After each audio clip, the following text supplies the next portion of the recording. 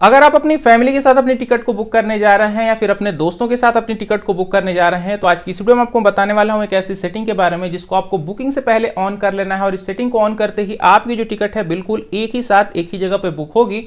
और अगर आपने इस सेटिंग को ऑन नहीं किया तो आपकी टिकट तो बुक हो जाएगी, लेकिन किसी की टिकट रेलवे में सबसे आगे वाले ट्रेन के डिब्बे में मिलेगी, किसी को सबसे पीछे वाले डिब्बे में मिल जाएगी। तो ऐसे में आपकी जो जर्नी का पूरा माहौल है वो खराब हो जाएगा, क्योंकि अगर सीटें एक साथ एक ही कोच में नहीं मिलती हैं तो यहाँ पे जर्नी में थोड़ी दिक्कत होती है।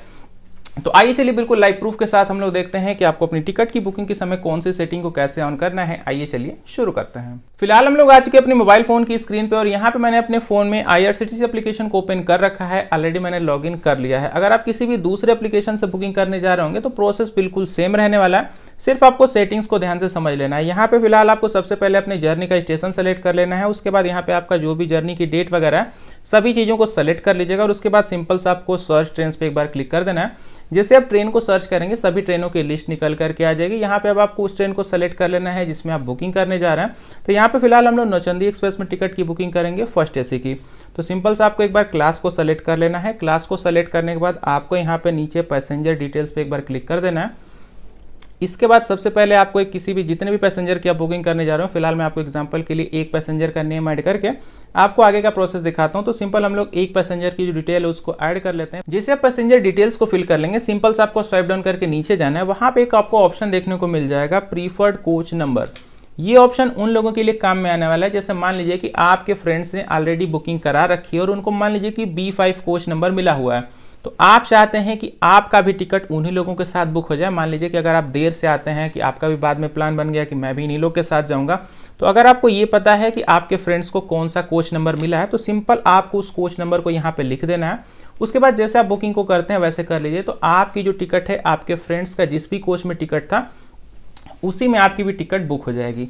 अब यहाँ पे पॉइंट निकल करके आता है कि आप बिल्कुल एकदम फ्रेश बुकिंग करने जा रहे हैं, यानी कि बिल्कुल ताज़ा ताज़ा नई बुकिंग करने जा रहे हैं 4-5 लोगों की, और आप चाहते हैं सबका टिकट एक ही साथ बुक हो जाए। उसके लिए आपको क्या करना है ध्यान से देख लीजिएगा। फिलहाल मैं इसको बैक कर देता हूँ।